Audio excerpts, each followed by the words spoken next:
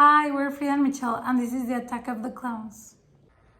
Genetic engineering has never been about saving the world, it's about controlling the world. All humans are born with different genetic combinations for a reason. Genetics is the book of our past. They show us where we come from, what our roots are, and where our culture comes from. But what if everyone decides that their children can be genetically modified? What will happen to the people who refuse this modification? Will they be discriminated or treated as equal? There may be many opinions about this problem. Every child has the right to remain genetically unmodified, but we can bring the best out of these genetic modifications.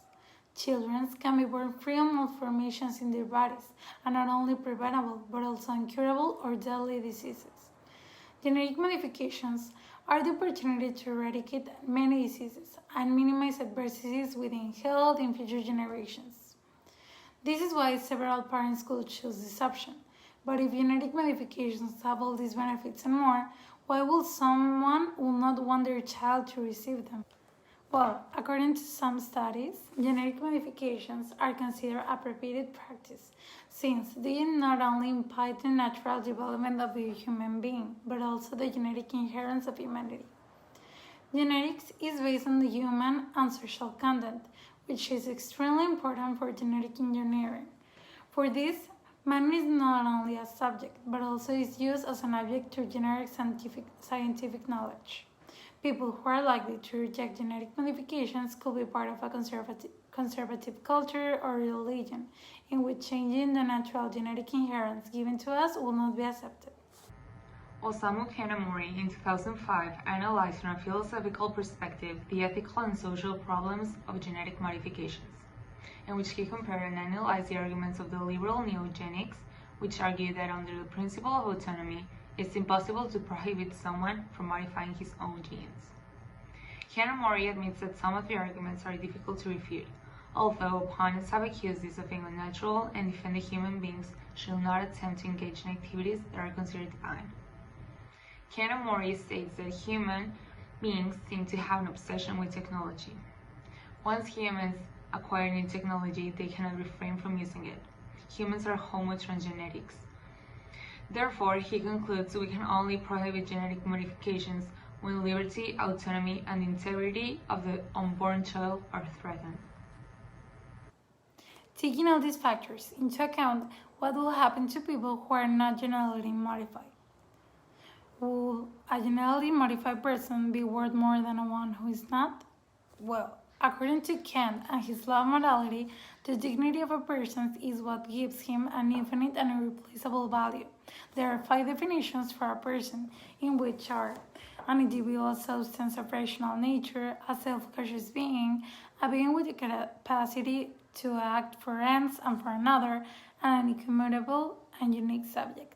None of these definitions specify that a person has to have some genetic modification requirement to be a person. You do not need to be perfect. You need to be unique and possess the values that makes us human. So, according to morality, all people have the same value. If genetically modified and non-modified people are people, both must be respected and treated as equals. If an individual carries out the genetic modifications out of fear of not being accepted in the society and not of the respect for the duty implicit in the moral law, their actions will not be moral, since they are directed by negative actions. If you carry out this action, it has to be because you really believe in the cause. Even if we flip the coin and say from the perspective of a genetically modified person, this does not mean that having the modification makes you more valuable or gives you the right to make the not genetically modified less. Since according to the ethical relativism, morality is relative to the norms of a culture, which means that all of the genetically modified people see the act of not submitting to this modification as bad, there will always be the other part of the population that thinks the opposite.